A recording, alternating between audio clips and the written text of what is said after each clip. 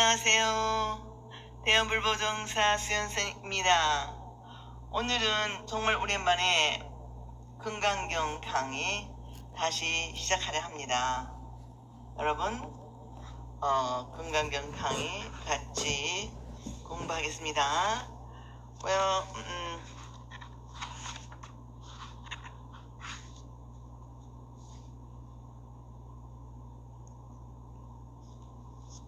제1분 법회가 열리게 된 동기 같이 공부합시다.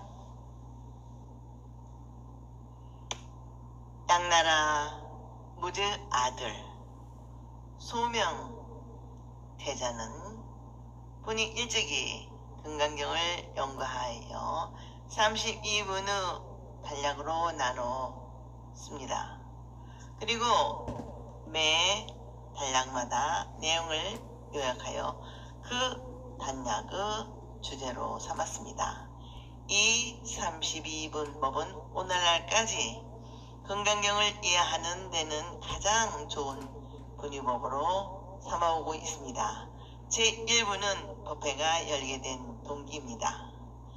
금강경이 어떤 동기에 의하여 설해지게 되었는가를 밝히는 부분입니다. 대개 경전은 제자들의 질문에 의하여 깨달으신 분이 말씀하시게 됩니다. 그러나 가끔은 제자의 물음이나 요청이 없이 부처님 스스로 가르침을 보기도 하였습니다.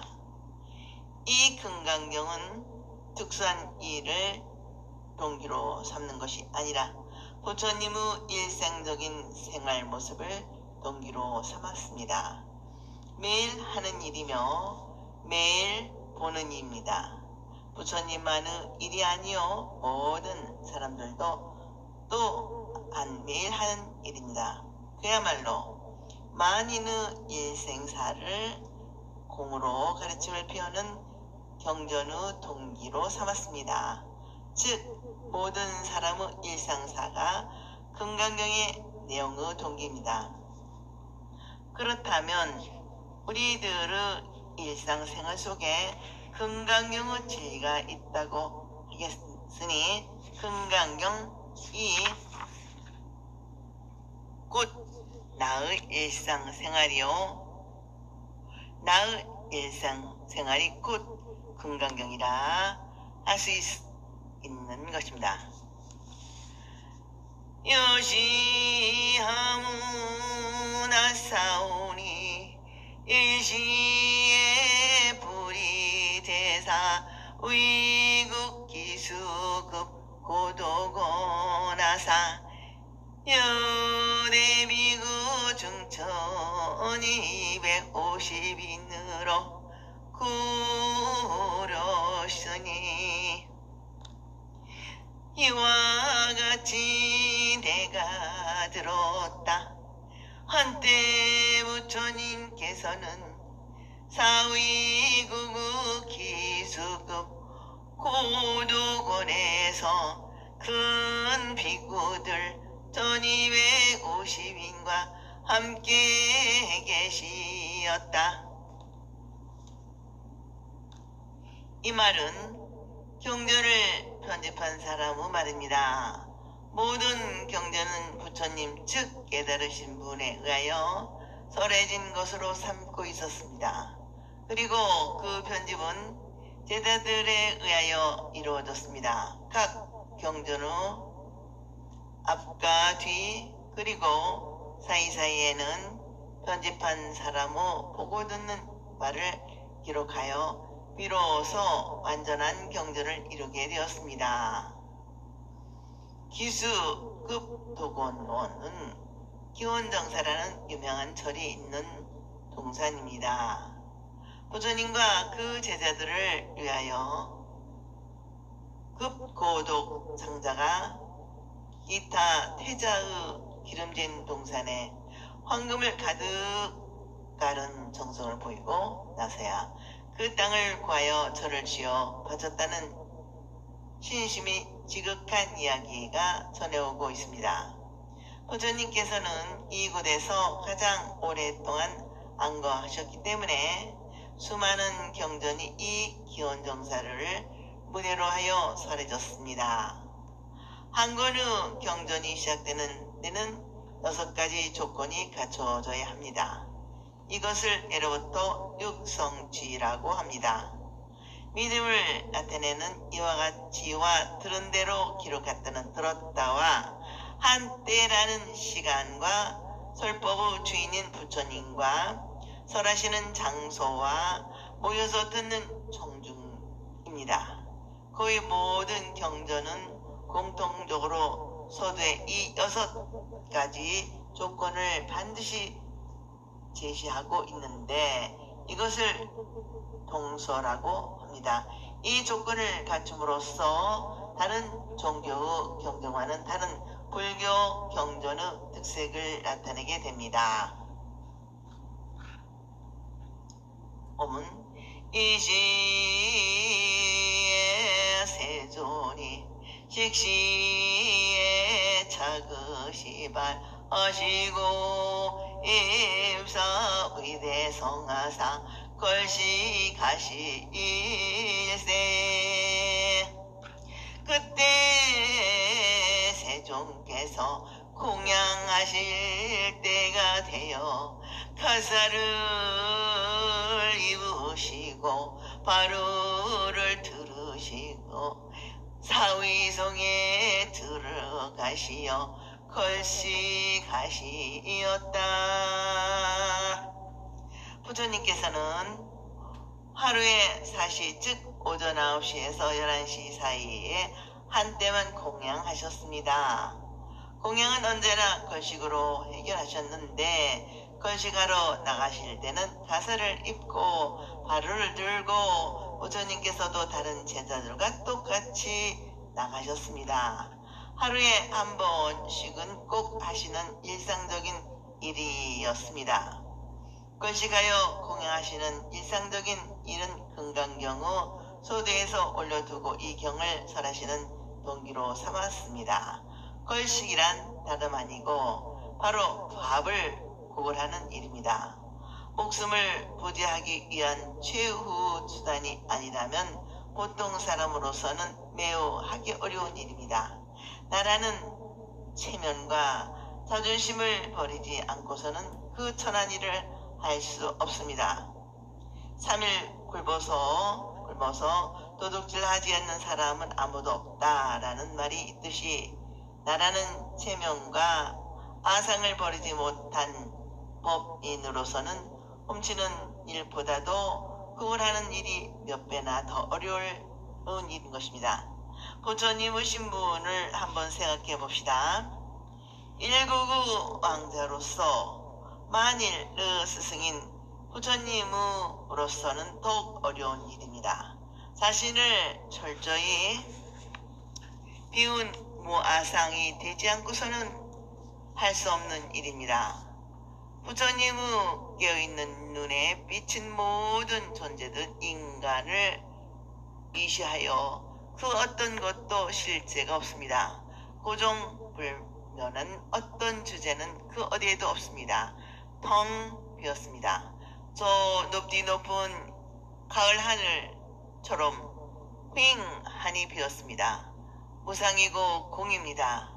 사물을 말할 것도 없고 사람도 사람의 마음도 그 마음이 일으키는 온갖 지식과 감정들도 모두 텅텅 비어 아무것도 없습니다. 이와 같이 볼 줄 아는 깨어있는 눈이 바로 반야지혜로 안목입니다. 금강경은 모든 존재의 무상을 깨우치는 말씀입니다. 그 무상의 도리를 상식적으로 보여주는 것이 바로 부처님의 걸식입니다. 걸식이라는 말에서 금강경이 다 설해졌다고 해도 과언이 아닙니다. 나라는 알량한 상이 있어서는 걸식이 불가능하기 때문입니다. 금강경의 서두에 걸식을 부처님의 일상적인 일임에도 불구하고 굳이 등장시킨 이유가 여기 있습니다. 여기 고기 성중에 자제 거리하시고 한지원 저하사 완사울하시고 그 성중에서 차례대로 걸식하시고 나서 본래의 처소로 돌아오시어 공양을 드셨다. 걸식은 칠가식이라고 하여 어느 지점에서 시작하든지 시작한 곳에서부터 차례대로 7집에서 음식을 비는 것입니다. 부처님의 큰 제자 가섭존자는 조그마한 복이라도 짓게 하느라고 가난한 집만을 찾아다녔습니다. 반면에 스보리는 신도들에게 배를 지키지 않으려고 부잣집만을 찾아다녔습니다. 그것을 보고 유마거사는 아무리 좋은 의도를 가지고 있었다 하더라도 가난하다 부자다 하는 차별을 내어 마음의 평등하지 못한 처사라고 경계하셨습니다. 부처님께서도 선별하는 마음을 버리라는 뜻에서 차례대로 7집에서 걸식하셨습니다. 마음에 상이 없으면 차별이 없으면 차례대로 여법하게 할 수밖에 없습니다. 상을 떠난 반야체의 안목에서 차별이 있을 수 없음을 보여주는 것이라 하겠습니다. 수이발하시며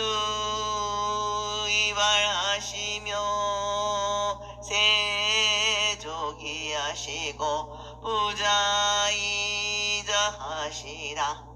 가사우와 발을 거두시고 발을 씻으신 뒤 자리를 펴고 앉으시었다. 경전에 나타나고 있는 모든 이야기는 단순히 그 이야기로만 그치는 일이 하나도 없습니다. 아무리 작은 이야기라도 반드시 그 의미하는 바가 있습니다. 그러므로 경전을 읽는 때는 그 말을 쫓아가지 말고 그 의미를 이해하도록 해야 합니다. 그것을 부처님께서는 의의 불의어 즉 뜻을 의지해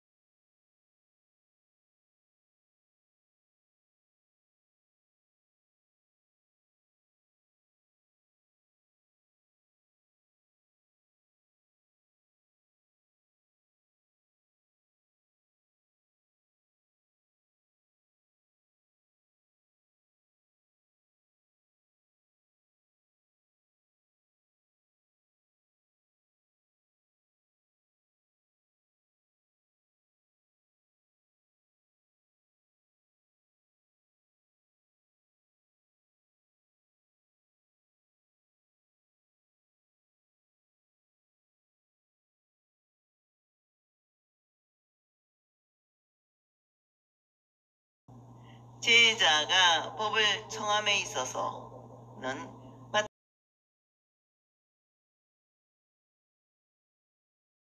대중 가운데서 어른이라는 점이 있어 그렇고 자리에서 일어나 옷을 다시 고쳐 입고 끌어앉아 합장하고 공경이 사내는 태도가 그것입니다. 관세음보살 아래에 있는 남승동자가 이런 자세를 취하고 있습니다. 요즘에 있어서도 마찬가지입니다. 간혹 신도분들과 같이 차를 타고 멀리 다녀올 경우 이런 말을 들을 때가 있습니다. 스님, 심심한데 법문 좀 해주십시오. 법이란 모든 사람들이 있어서 참 생명의 가로수입니다. 심심할 때 듣는 것이 법문이 아니고 곧 마음으로 정성을 다하여 불사의 생명수를 전하고 들어야 합니다. 백천만겁에도 만나기 어려운 무상심심이묘법, 여기에 더욱더 진지하게 청하고 한 말도 놓치지 말고 듣는 헤아려서 법열 속에 걸어야 합니다. 부처님은 진리를 깨닫고 마음을 깨우친 일을 말합니다. 이 깨달음의 지혜가 뛰어나면 지혜에 의한 자비로 실천우수한 일을 뜻합니다. 역사 속에 기록된 서가모니 부처님만을 자칭하는 것이 아닙니다. 깨달음의 경지에 이른 모든 이들의 마음을 부처님이라 또는 세존이나 열애라는 이름으로 대신하여 표현하는 일을 따릅니다. 불교 경전을 이해하는 데는 꼭 유의해야 할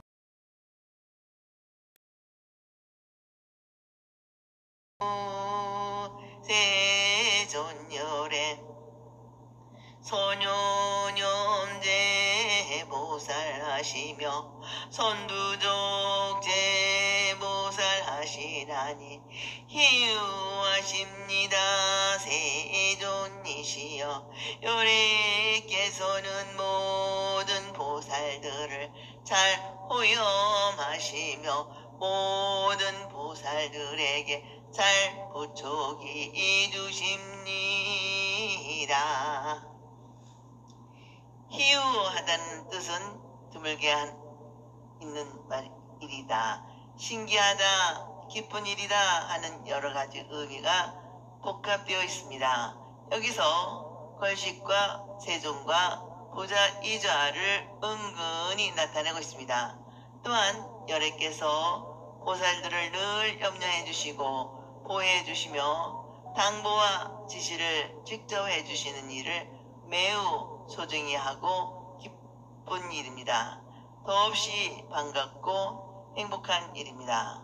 우리들에게 부처님의 자비와 가르침이 없다면 우리는 언제까지나 암흑의 꿀 속에서 헤매고 있을 것입니다. 사람으로서 진정한 가치와 보람을 모르고 오감과 본능 충족만으로서 삶의 최고 가치로 삼고 살아갈 것입니다. 이제 금강경이라는 가장 위대한 진리의 가르침을 듣게 되었으니 이보다 더 다양한 일이 없습니다.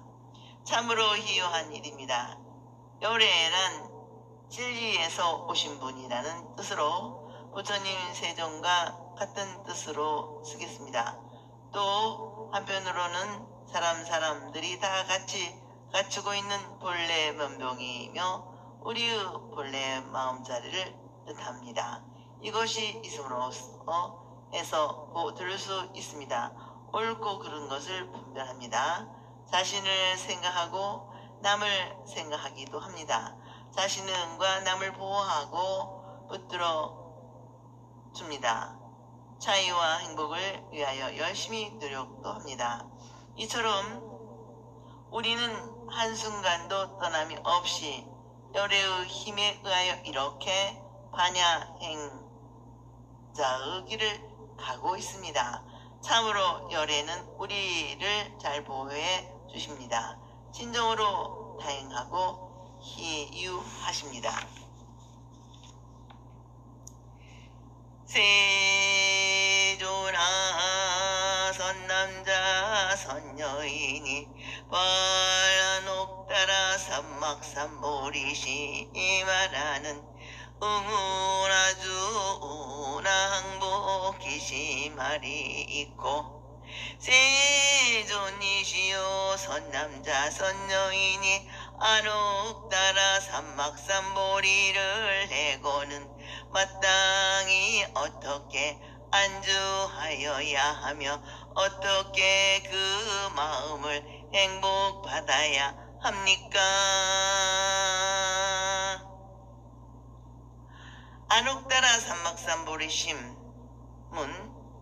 법어로서 우리말로 나타내면 무상정 등 정각 즉 더 없이 높고 바른 깨달음이 되겠는데 흔히 간단하게 줄여서 보리심이라고 합니다. 즉 깨달음의 마음이며 도의 마음이며 진리의 마음입니다. 또 불심도 됩니다. 불심을 낸 사람으로서 불교를 공부하고자 하는 사람들은 과연 어떻게 살아야 하며 어리석은 마음을 어떻게 다스려야 하겠습니까? 하고 수호리가 여쭙을 것입니다. 오늘날 우리들이 사용하는 의식주는 유예 없이 풍요로워졌습니다. 과거에도 상상도 할 수 없었던 온갖 기술과 기회를 가지고서 다양한 삽을 누리게 되었습니다마는 그것이 지나쳐 생각지도 못했던 문제와 고통과 괴로움도 따르게 되었습니다.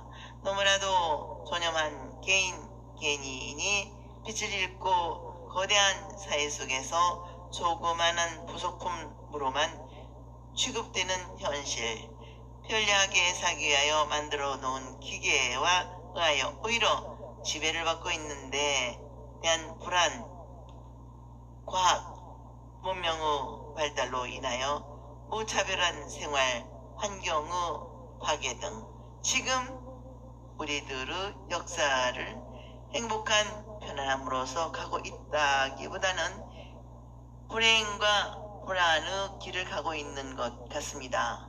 이것이 사람들이 안주할 곳에 제대로 안주하지 못하였기 때문입니다. 마음이 변명과 군해 속에서 벗어나지 못하는 것은 갖가지 유혹과 잡되고 망령된 생각을 항복받지 못했기 때문입니다. 그러니 불교를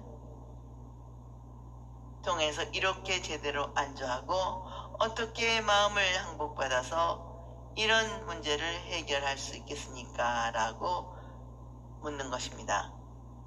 실은 물을 필요가 없는 질문입니다. 왜냐하면 사람들이 본래의 청정하고 본래로 불생불명하며 사람들이 본래로 모든 지혜의 복덕을 부족하였으며 본래로 우주만유를 창조해내고 있기 때문입니다. 불어나 사대 선제라 수보리야 혀여 소설하야 열애 선노념 제보살 선부족 제보살 하나니 여금 제철해라 땅위여설 하리라. 부처님께서 말씀하시다. 훌륭하고 훌륭한 일이라. 수보리야 너희 말과 같이 요래는 모든 보살들을 잘 생각하고 보호해주며 모든 보살들을 잘 축복해준다. 너는 지금 자세히 들으라. 마땅히 너를 위하여 말하리라.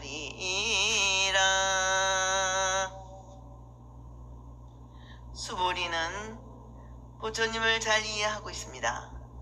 선비는 자기를 알아주는 사람들을 위하여 죽는다라는 옛말이 있습니다. 수보리우 동창력에 부처님께서는 후련히 훌륭하고 훌륭하다라는 칭찬을 하시고, 너는 잘 알고 있구나.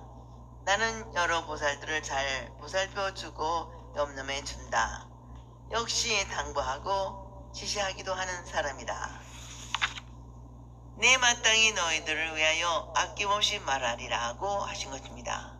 사실 해공제일은 수보리는 부처님께서 관식하고 발을 씻으신 뒤 자리에 앉으신 그 자리에서 부처님이 나타내어 보신 소식을 다 알아차렸지만, 우리들 중생들을 위해 엽죽고 또 부처님께서는 호련히 오늘날 우리들에까지 설법해 주시는 것입니다. 지도론에 이런 말이 있습니다. 설법을 듣는 사람은 자세를 단정히 해야 한다. 마치 목마른 사람이 물을 마시고자 하는 마음이야 한다. 일심으로 말을 의미 속에 들어가라. 그런 뒤에 기쁜 마음으로 법을 듣고 감격해야 한다. 이러한 사람이야 칼 그를 위하여 법을 설할 수 있으리라. 경전을 읽는 마음과 법문을 듣는 자세를 다시 한번 생각하게 합니다. 선남자 선여인이 안옥따라 삼막삼보리심 이하나니 봉여시주하여 여시양보계심 유연세존 혼요용문하노니다. 선남자 선여인이 안옥따라 삼막삼보리 이심을 해고는 응당히 이와 같이 머물고 이와 같이 그 마음을 항복받아야 하느니라. 예, 그렇게 하겠습니다. 세존이시여 원컨대 듣고자 하옵니다. 인생을 살아가다 보면 답답할 때가 참 많습니다. 그래서 좀 시원하게 알았으면, 환하게 밝아졌으면 하는 마음을 바라게 됩니다. 이것이 바로 보리심입니다. 우리 인생은 바로 깨달음의 연속이라 할 수 있는 것입니다.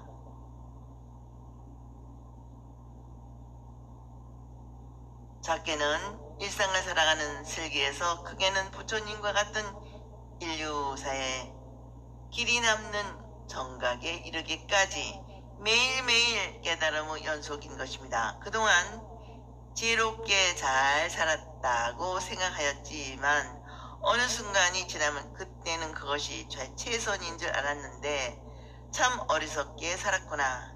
이제부터는 그렇게 살지 않겠다라는 말을 할 때가 종종 있습니다. 이것은 안목의 차이에서 오는 것입니다. 안목이 넓어지는 것은 다름 아니라 관심의 차이로서 옵니다. 꼭 선방에서 화두를 들고 꼭 관심을 가지고 탐구하는 자세를 잊지 않으면 깨달음이 계속 오게 되어 있습니다. 깨달음에 대한 마음, 즉 불교를 공부해 보고서 하는 마음이 있는 사람이라면 안주하는 일과 마음을 항복받는 일에 대하여 자세히 알아야 합니다.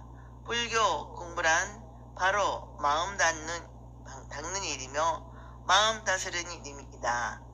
마음은 온 우주 주인이 되므로 마음을 잘 이해하고 마음을 잘 다스려야 합니다. 앞으로 이야기 되어질 금강경의 내용이 바로 안조하는 일과 마음을 다스리는 일입니다. 이는 금강경의 주요한 뜻이 뿐 아니라 불교 전체의 주요한 내용이 되기도 합니다. 수보리가 부처님께 법을 청하여 설법하신 것을 약속받고 자신도 이 귀중한 가르침을 듣겠다는 의지를 보인 것입니다. 오름짓기 법은 청해야 말할 수 있으며 듣고자 하는 간절한 마음이 있을 때 가슴에 젖어들 것입니다. 간절한 마음이 없는 사람에게 말을 하면 말을 잊게 되고 간절한 마음이 있는데도 말하지 않는 사람을 잃게 됩니다. 오늘은 여기까지 마치겠습니다. 다음 시간에 이어서 제3분 대성의 발언 종지를 같이 공부하도록 하겠습니다. 대원불보종사는 불법을 절하는 도량입니다. 여러분 다음 시간에도 같이 공부하기로 옥사하며 오늘 여기서 마치겠습니다. 대단히 감사합니다. 여러분 항상 건강하시고 행복하시기를 기도 발언 축원드립니다.